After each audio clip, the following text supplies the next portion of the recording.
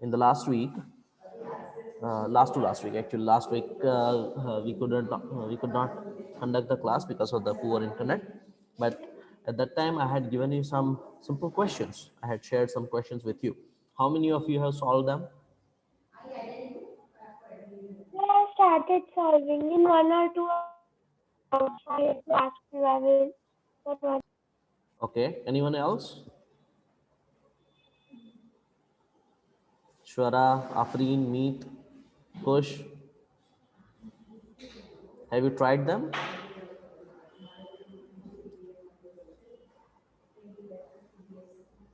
Is there anyone who has tried them? Sahaj, I hope you have solved them. Yes, anyone else?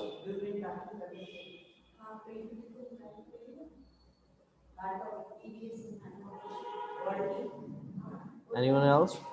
Have you sorted the problem out? Did anyone have any difficulty in solving those questions? No, sir. No, that's Yes, good. sir. That's good. I like it. And did you try that link that I had shared with you? Did you go onto that website and try to do the experiment on your own, right? Simulation? Yes or no? Dhwani? Dhwani, Deepak? Yes. Yes, have you tried? Did you go to that website and solve the problem?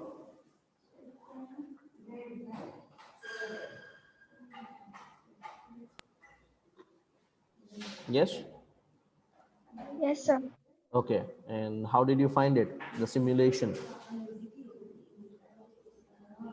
Did you enjoy working on it? Or was it quite Yes. Yes, sir. okay? Good. That's good. All right then. So that was law of chemical combinations, right? Laws of chemical combination. One of them was law of conservation of mass, which states that mass cannot be created, it cannot be destroyed, right? Law of conservation of mass states that mass can neither be created nor destroyed in a chemical reaction. It is not possible, right? Whenever you create something, obviously it gets transferred into another form, but that is not part of the statement. Okay. And then another law is law of constant proportions. Now what law of constant proportion tells us is that when you take a compound or an element or something, right, it has specific amounts of different elements in it. Specific. Okay. It does not matter what the source is, it does not matter where you have picked it from, but if it is the same compound, then it will be made of same elements in the same ratio. Okay, let's see. Let's discuss that little bit more.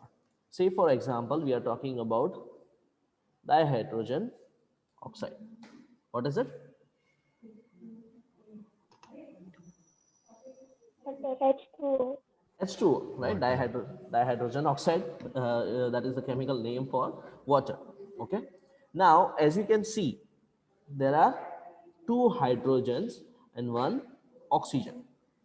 Okay, right? Now it does not matter where you pick this from, whether you pick it from from the peak of Himalaya, right, the new discovered height of Mount Everest, where we have got lots of snow, right? It is just another physical form. Remember this, that's just another physical form, right? So if you go 8,846 meters high, right, or you go to the Mariana Trench. Do you know what is the Mariana Trench? Does anyone know what it is? Mariana Trench. Do you know what is Mariana Trench? Anyone? Chintan, Kush? Does anyone know what is Mariana Trench? Chaitri, you have studied this in your social studies somewhere down the line, maybe 6th or 7th standard. Does anyone remember what is Mariana Trench? No? At least tell me yes or no.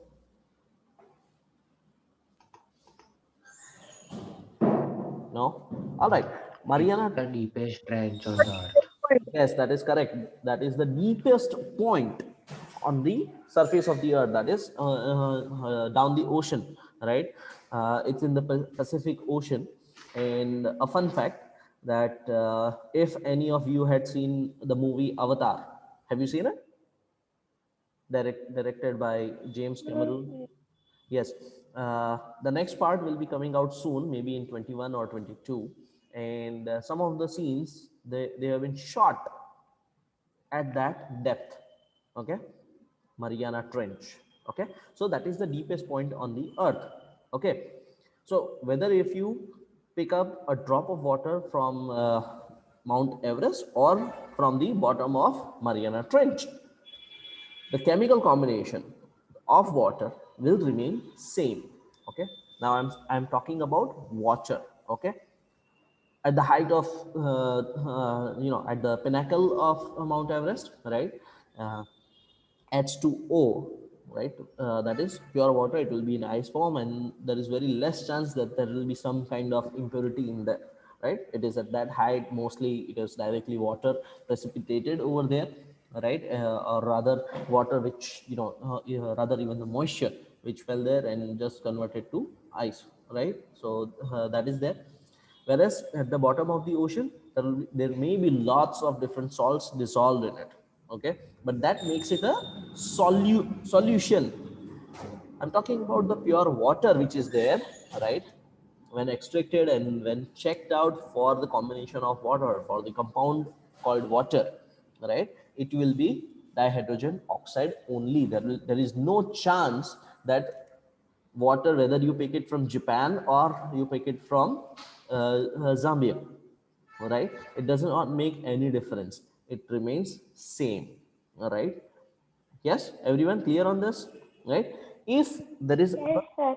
if there is another combination, say for example, you have picked up this, right? You found out, you took some sample and you analyzed, and when you analyze, you found out that it is not H2O but it is H2O2. Then H2O2 is not water, it is hydrogen peroxide. What it is? Hydrogen peroxide. If you drink this, you definitely will die, right? It kills, right? This gives you life, this definitely takes it away. Okay, all right. And now we talk about the molecular masses, right? Because that you have studied already in fourth chapter, right? That what is the molecular mass, atomic mass of hydrogen and oxygen? Hydrogen 1, Hydrogen is 1, and what about oxygen? 16. 16. Very good. So how many hydrogens are there in H2O? Forget about H2O2. In hydrogen, how many are there? 2. So it becomes 2. So for every Hydrogen. 2 is to 16, right? The ratio will become 2 is to 16. That is very evident. You understand what is ratio, right? Does anyone have any question about ratios? I hope not. Does any? Good, right? No, So sir. 2 is to 16 is the ratio, and well, this is not proper ratio, because we know when we talk about ratios, it has to be in its most simple form. So 2 ones are 2 and 2 eights are 16. So what is the ratio here? 1 is to 8, correct? 1 is to 8, correct? Yes or no? So it does not matter where you picked up the sample of water from. The ratio of elements, hydrogen and oxygen in that sample will always be 1 is to 8.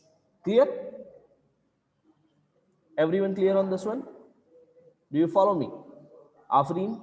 Yes, sir. Good, good. Right. Is there any question? Sorry, who is that? Nirmal. Nirmal wants to say something? Ms. Tiwari, do you want to say something? Nope. Right. Okay. Yeah, she left the class unfortunately. Yeah. Anyone else? Does anyone else have any question? Law of constant proportions, right? So that's what happens, right? That's what happens with all the atoms, all the compounds, that irrespective of where the compound came from or who prepared it, it will have the same elements in the same proportions. For example, water, it is 1 is to 8. For ammonia, it is 14 by 3, 14 is to 3, right? That is for ammonia, right? Right? Nitrogen is 4 versus 3, right? As simple as that. Everyone clear on this one? Yes, sir. Right? So that's what is called as law of constant proportions or law of definite proportion, which states in a chemical substance the elements are always present in the definite proportions by mass, right? Their mass in the given proportion do not change, right? If it changes, then it's a different compound. Clear? And that's when chemistry, becomes so exciting, because with a tiny change in the combination of compounds, in the change in the ratio of compounds, you will have a completely different compound, right? That's what makes chemistry so exciting, and that's what gives chemistry this wide area of application, right? That's what makes it so exciting, that even a tiniest change will bring lots of different properties. Okay, so that's where the law of constant proportion is very important. Okay, right? Clear on this one? Okay, so Yes, then, sir. so what we have got, law of conservation of, Conservation of mass. and law of definite Constant proportion or proportion. constant proportions, right? So based on this, right, John Dalton, British chemist, and well, he was termed chemist later on, but he was basically a teacher, right? John Dalton, he came up with postulates of atomic theory, right? He proposed atomic theory, and what it said, that he took the name atoms as given by the Greeks, as we saw in the first session of this chapter, that atoms, right, or anu and parmanu as coined by our own rishis, है ना? Right? So his theory was based on the laws of chemical combination. Dalton's theory provided an explanation for the law of conservation of mass in the law of definite proportions. All right, that's what he did, and these are the 6 postulates of Dalton's atomic theory. The 6 postulates, it changed the game of chemistry forever, right? It changed, it identified that, okay, these are the laws which cannot be tweaked, right? Okay, of course, there were some disputes from, even from these laws, as we have already seen. Like, one is, all matter is made of very tiny particles called atoms which participate in chemical reactions. This is where he went wrong. Atoms are indivisible particles which cannot be created or destroyed in a chemical reaction. Atoms of a given are identical in mass and chemical properties. Atom of different elements have different masses and chemical properties. These two were definitely very solid postulates, right? Atoms combine in the ratio of small whole numbers to form compounds. This is very important part. Ratio of small whole numbers, right? There cannot be 1.5 H2O 1.5, not possible, right? Either it can be O or it can be O2. Got it? Right? The relative number and kinds of atoms are constant in a given compound. Relative number and kinds of atom, that is also, right, constant. Only place where he went wrong was atoms are indivisible particles, because we already know, we studied the 4th chapter first, right? And in the 4th chapter we found it evidently, right, with solid evidences, that there are subatomic particles, right? People found out about protons, neutrons, and electrons, and not only that, then there have been more than 26 subatomic particles, right? And people are still searching on some more, right? Okay, everyone clear on this one? Yes, sir. Very Yes, good. sir. Right. So these 6 postulates, right? These 6 postulates form the backbone of chemical theories, chemical world that we know of, right? Because very few things have ever gone out of the ambit of these laws, right? Dalton's atomic theory has stood the test of time over the years, right? It has been proven time and time again correct. Okay, so we go to the first set of questions. In a reaction, 5.3 gram of sodium carbonate reacted with 6 gram of acetic acid. The products were 2.2 gram of carbon dioxide, 0.9 gram water, and 8.2 gram of sodium acetate. Show that these observations are in agreement with the law of conservation of mass, right? What do they have? Sodium carbonate, that is Na2CO3, Na2CO3, right? And acetic acid, that is CH3COOH,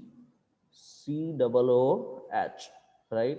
It gave what? Sodium acetate, CH3COO plus carbon dioxide, that is carbon dioxide, and plus H2O.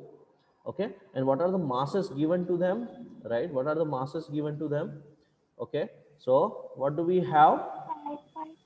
Sorry, 2.2 gram, 3 grams 5.3 gram of sodium, carbonate. Okay, and what about 5.3 gram of sodium carbonate and acetic acid 6 grams. 6 grams? Okay, all right. 2.2 gram of carbon dioxide, 0.9 gram of water, and 8.2 gram of sodium acetate, right? Now check on the left side. What is the mass? What is the mass here, right? Mass, right? So what will be the mass here? 6 plus 5, 11.3 grams. Does the total come same here? Check it out. Yes, sir. It checks out, right? Yes, it always checks out, 11.3. So law of conservation of mass has been verified, right? In any chemical reaction, remember this, in any chemical reaction, right, the law of what? Come on. Law of Conservation of mass. conservation of mass, law of conservation of mass always verifies. And if in case somebody has written the reaction in which it does not check out, if the left hand side or the reactants, we call them, right, as you already know, if the mass of reactant is not equal to mass of products, then the reaction must be written improperly, right? There is a possibility that somebody has not shown the gases being evolved out or the precipitates settling down. Yes, understood this part? Do you understand? Yes or no? Yes. Yes, sir. Yes, everyone clear on this one? Yes, sir. Good. Good, very good.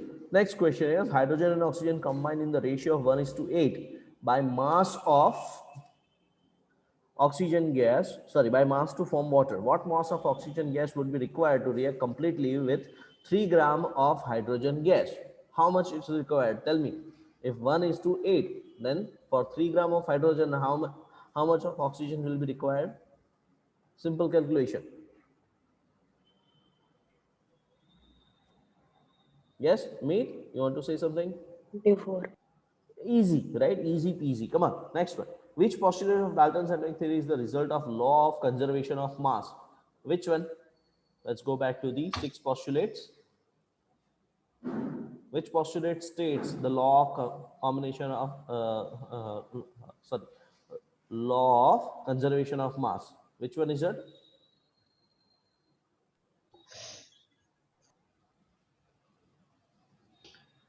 Atoms are indivisible particles. No. Sixth Yes, post. correct. Which cannot be created or destroyed. Atoms are indivisible particles which cannot be. The whole sentence must be said, right? Cannot be created or destroyed in a chemical reaction. Okay, you must say the entire statement. That's the only way to answer, right? Last one, which postulate of Dalton's atomic theory can explain the law of definite proportions? Atom combining the ratio of small whole number to form compounds. Perfect, perfect, very easy, right? And I want you to memorize all these 6 postulates. Okay, this is basically a 3-mark question. Every, like, in almost all exams it definitely is being asked, no questions about that, right? Dalton's atomic Okay, theory, sir. right? These 6 postulates are a dead 3 marks guaranteed right now. Okay, now let's go to the bigger question. What is an atom, right? Now, atoms, like, this is where it gets very interesting. What are atoms? Because back in the time when we are talking about this, as you saw the timeline, right? As you saw the timeline, John Dalton, 1766, right? In his time, even the discovery of atom was not done properly, right? All he did was postulate, right? He thought about it, he gave different hypotheses, right? So obviously they had no idea what an atom would look like. They had was theories and theories. Okay, so what is an atom, right? So this is where it gets interesting. Bigger question is, how big are atoms? This is the dimension. Atomic radius is measured in nanometers. Nanometers is 1, right? 1 upon 10 raised to 9, or rather 10 raised to minus 9, right? 1 meter is equal to 10 raised to 9 nanometers. Yes? Everyone clear on this one? Yes, sir. And its relative sizes. The atomic radius, as we have discussed earlier on, right? If this is the atom as per Bohr model, right? Okay, so the distance from the nucleus to the outermost orbit, KLMN, whichever is the outermost, this distance is called as radius, and when they are more than 1, then they are called as radii. That we already know, correct? You have studied circle, है ना? Circles के बारे में तो पढ़ा है. I believe it is discussed in more detail in 9th standard also, right? So 9th standard Yes, sir. mathematics, right? I don't like the first chapter. What is that? The in the first chapter there is Euclid, or what, that finding Number x. system. No, number system. No, that division part. What is it called? I don't remember exactly. Uh, right. To find the Irrational and rational numbers. no, that is easy part. That is something which I can understand and can handle very easily. I don't understand that part where the division part comes in, to find the Euclid theory or Euclid's theory, or Euler's theorem. Is it something like that? Euclid geometry. Yeah, Euclid geometry. yeah. That part I hate. That part I totally hate it. Okay, so what do we have here? Atoms of hydrogen, molecule of water, molecule of hemoglobin, right? Grains of sand, and ant, and an apple. Look at the size difference. 10 raised to minus 1. An apple would be just big usually, right? 10 centimeter, right? Around 10 centimeter, right? And instead of that, look at here. What do we have? Amazing size, right? Very small size. Okay, clear everyone clear on this one? Yes, sir. Right, so more than millions of atoms when stacked would make a layer of barely as thick as this sheet of paper, right? Millions of atoms put together will be only thick as a sheet of paper. An image of the surface of silicon using microscopic telescope, right? Or rather atomic telescope, right? You need a very heavy resolution to even see this dimensions, right? You need a very sophisticated instrument. Fortunately for us, we have got CCART here in Vidyanagar, right? There is one sophisticated instrumentation center very nearby to us, and they have got super instruments, amazing instruments, right? Okay, Now, what are the modern day symbols of atoms of different elements? Obviously, whenever we talk about science, you need symbols, right? And symbols for what? To represent things properly, to put things into perspective, and to identify things easily. Correct? It becomes a bit difficult to write hydrogen and oxygen every time, and especially in terms of reactions. When you have got complicated reactions to discuss, you need symbols. Correct? All right, so that's what we have here. What are the modern day? These were the symbols proposed by Dalton. Look at the hydrogen, right?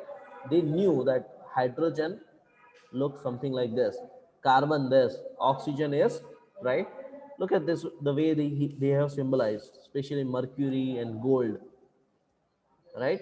Platina, lead, right? Okay, now Berzelius was another, right, scientist who proposed some important parts of chemistry, right? Who discussed very important parts of chemistry over the years, right? And these are the different ways of representing element. What Berzelius did, that symbols of elements be made from one or two letters of the name of the element. Let's see how that works out for us, right? In the beginning, the names of elements were derived from the name of place where they were found for the first time. For example, the name copper was taken from Cyprus, right? Cuprium. Actual name of copper, sorry, actual name of copper was or still is cuprium, right? Cuprium, and that is why its chemical symbol is Cu, right? Some names were taken from specific colors. For example, gold was taken from English word meaning yellow, that is aurum, right? Aurum, Aurum, right? Yes, but as chemistry evolved over the years, as it changed over the years, right, what happened was that all the chemists across the world, they united and they formed this association called as International Union of Pure and Applied Chemistry, and they came up with a system of naming things, right? And now they have, according to their set of rules, they approve different names, right, of element symbols and units. Many of the symbols are the first one or two letters of the element's name in English. The first letter of a symbol is always written as a capital letter, and the second letter is always a small letter.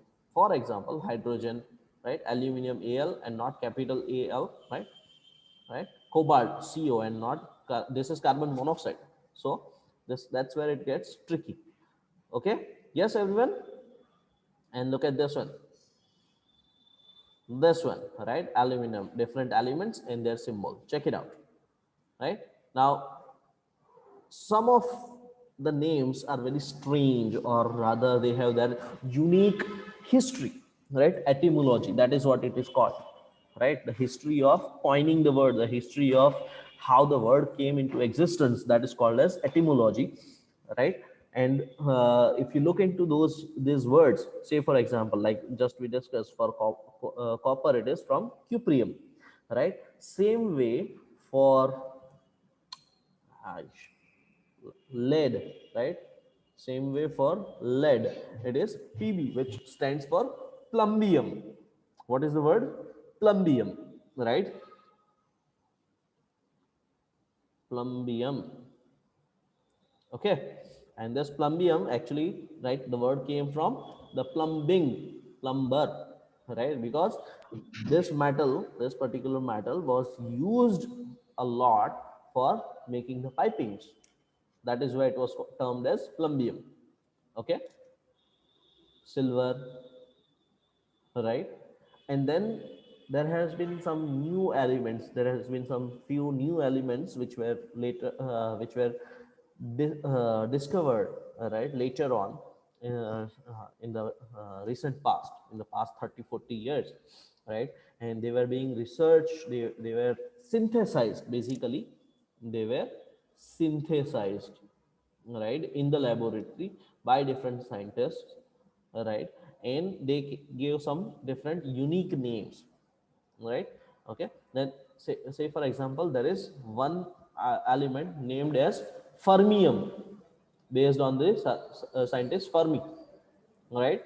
then Copernicum, right? Copernicium, based on Copernicus, right? Uh, then there is Berkelium, that is based on University of Berkeley, because that's where they found it, right? That's where they synthesized it, and based on their laboratory and the University of Berkeley, right? Then there is Californium, right?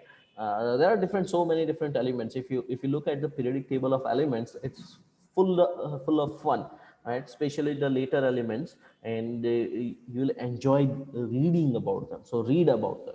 That is more important. Okay, right, everyone? Yes. Very Yes, good. sir. So I want you all to read. Now this is where it gets a little bit interesting over here. What I am going to do is, up to this point, is there any question? Do you have any question? No, sir. Does anyone have any question? No, no, sir. Yes, And sir. Dhanvi, Krish, Nandan, any doubt, any question? Anybody? Afreen, Chaitri,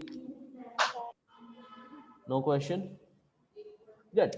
If you don't have question, that makes my job very easy, right? So I want you to read all this part so far, and I want you to read about the atomic masses also, right? What is atomic mass? What is its unit? Why the word was called as U or AMU, atomic mass unit, AMU, right? And how it came into existence. And this particular part, I want you to read and understand. And I want you to ask me question when we meet next time. We have got about 3 minutes left, right? So when we meet next time, that is on next Monday, right? We'll be discussing the atomic mass and how do atoms exist, right? How do atoms exist? That part, and what is a molecule, right? Molecules of elements, all these part we'll be discussing. Okay, right, everyone? Yes, sir. So in the next next Monday we'll be discussing all this part, right? About 4 to 5 pages, interesting part, right? And after that we will be discussing molecular mass and mole concept. But I want you to read all this first. You read it, come up with question, all right? If you want, it would be better if you shared those questions with me a day prior, right? Send me over text message or chat message, right, on my WhatsApp. You can send them over to me, and I will go through them, and we will discuss it in the classroom, right? I think that would be a better way, Okay, sir. right? That would be a better way, and it will help you realize that in case you have to do a self study, how good you are, right? What is your comprehensive skills? What are your comprehensive skills? Do you really understand what you're reading or not? That's what you will learn from that. Okay, Yes, sir. good, good. Now, any questions onto this part? Sir. None. Okay, what about the questions that I had asked? How about the questions that I had asked? I had shared some questions with you, right? I had shared 4 questions with you. Law of conservation of mass is applicable, A, B, C, D, only to those chemical changes in which a gas is evolved, only to those chemical changes in which no gas is evolved, to all chemical changes, or to all physical and chemical changes. Law of conservation of mass.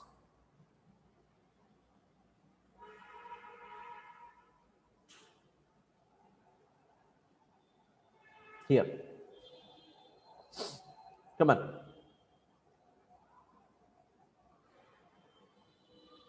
A, B, C, D. Answer this one. Question number 2.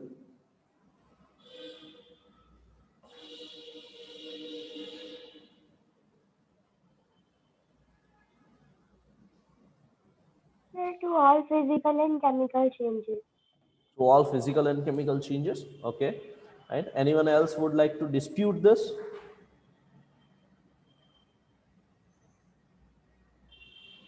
That is correct answer to all physical and chemical changes. It applies all the time. There is no way, there is no reaction, right? There is no physical or chemical change which can even possibly, right, try to go over or around this law. Okay, right? Understood? Yes, sir. Very good then. That's it for the day. You guys take care. Have fun. Bye bye.